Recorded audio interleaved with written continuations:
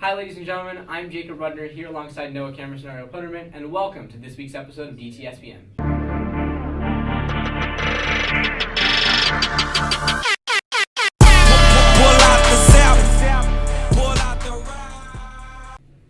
So the NBA playoffs have been super exciting so far. We've had some good teams, some bad teams, and then we've had Steph Curry. This guy has been absolutely fantastic. Started out injured, came back, came off the bench as the sixth man, looked fantastic. I mean, unanimous MVP award, first time ever that's happened.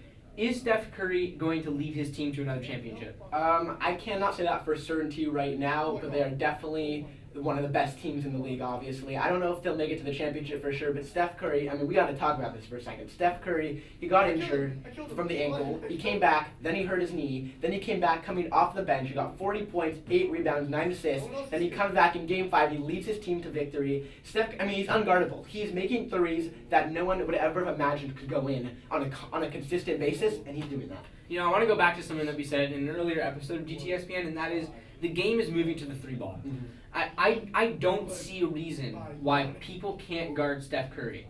He's fantastic. I think that Steph Curry is one of the best at what he does. But I want to know why teams can't figure out this guy's going to shoot the three ball. He's not driving. He's not shooting twos. He's shooting a three. There's one option. Why can't teams get to him?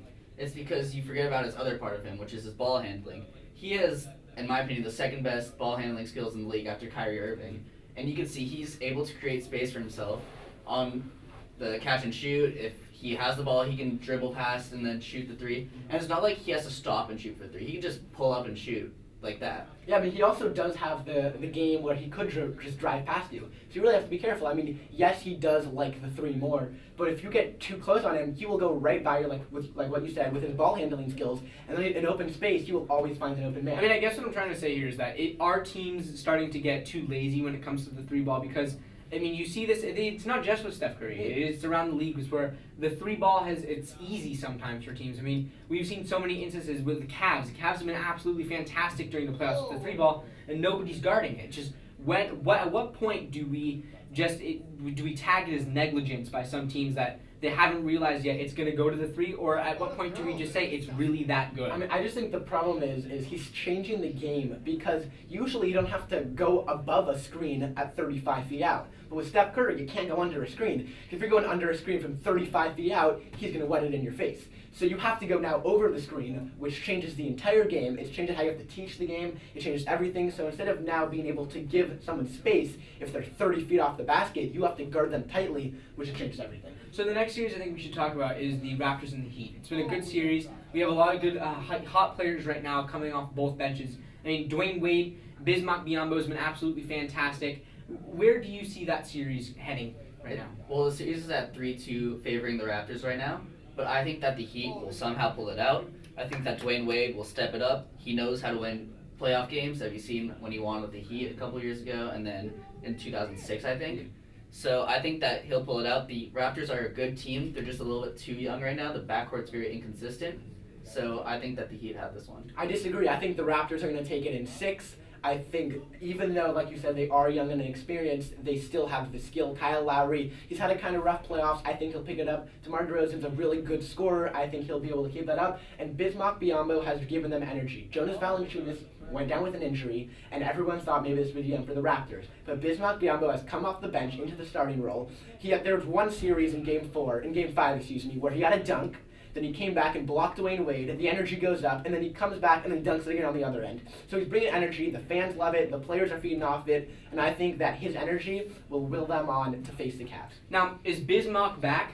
Is he a basketball player that people can count on again and that should be sought after? Or is Bismack feeding off team energy, and is that why he's really playing here? I think it's a little bit of both. You saw him. He wasn't a great player on the Bobcats, so that's why they traded him. And on the Raptors, he wasn't really anything until Valanciunas got hurt. And I think that he brings a lot of energy, which fuels him and it fuels his teammates, and that's why they won Game 5.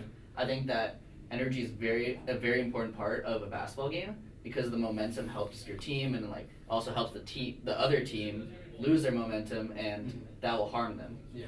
So now I think we should shift gears over here and move across the big four sports, and we should head over to the MLB. For those of you who did not watch the Dodgers-Mets game, Noah Syndergaard single-handedly beat the Dodgers, going 2 for 3, with 2 home runs and a strikeout, both of them off Kenta Maeda, who's actually been impossible to hit this year. Is Noah Syndergaard going to continue playing at a level like this with good pitching and good hitting, or was this a crazy game for a pitcher? I mean, I think that he may be able to keep hitting. I don't think he's going to keep hitting home runs like he did. I mean, he obviously has the body to be a good hitter. He's strong. He has really good eyes. He's good at making contact. But this game especially, he was seeing the ball and he was smashing it. And the first one was a no-doubter. The second one, you saw it, you're like, oh no, he did not just do that again. And then he did it again. And then the third at-bat, it was a bases-loaded 1 out. He did end up striking out, but the first pitch, he sees it, he crushed it. It was sliced right for a foul, but he crushed this ball. So, I mean, at least this game he was seeing it well.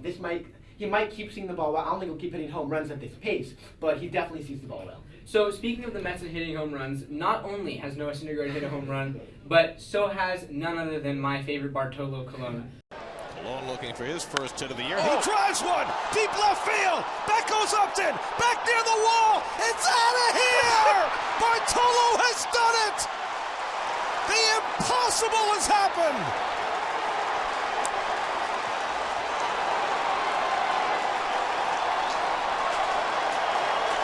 The team vacates the dugout as Bartolo takes the long trot, his first career home run.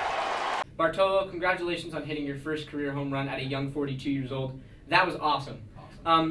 But did Noah do it better, or did the teddy bear do it better? I say Bart. I mean, Bart, no one expected that of him. Bart is big. He can barely even hit the ball, and he comes out and he hits a bomb. A bomb. I'm telling you. You see this ball, you're like, it's going. It's going. And then Bart, his teammates went crazy. And you got I don't even think it was the home run and how far it went, and you knew it was going to go. I think it's the way that he ran the bases. Bartolo doesn't ever get to run the bases. He hits that hit every once in a while. He's a 100 batting pitcher. He's not ever been a hitting pitcher. But Bartolo is a pitcher who rakes now.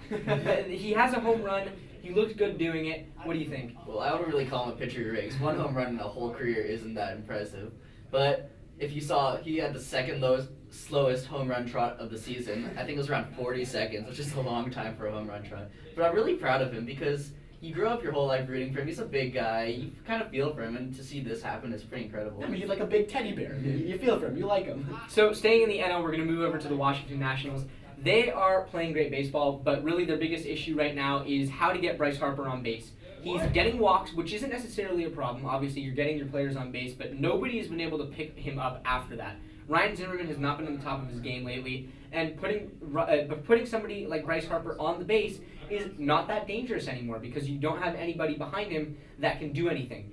If, on the other hand, you're going to give him a pitch to hit, he's one of the best hitters in the league. So how do you solve that? Is it by putting him up into the 3-hole and have Daniel Murphy hit behind him, who's hitting .409 this season? Or do you move the entire order around to get Murphy batting 5 and keep Harper at cleanup? Well, first of all, I really like this strategy by the other teams. It's kind of like the Hack-a-Howard, Hack-a-Shaq, Hack-a-Jordan you see in basketball. It puts someone, in this case, it's putting someone who's good at something away from that.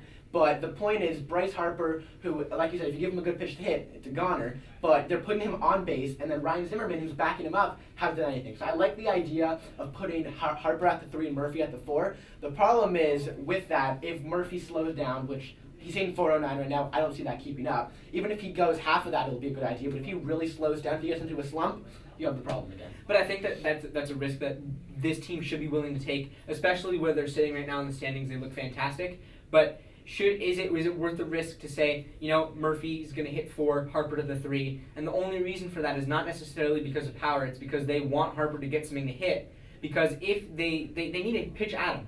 They're trying to move Harper into a role where they're going to pitch at him, and if they put him in the 3-hole, they're going to need to get him out into the dugout as opposed to onto the bases, because with somebody like Daniel Murphy who can hit doubles, you're going to score Harper who does have speed. What do you think?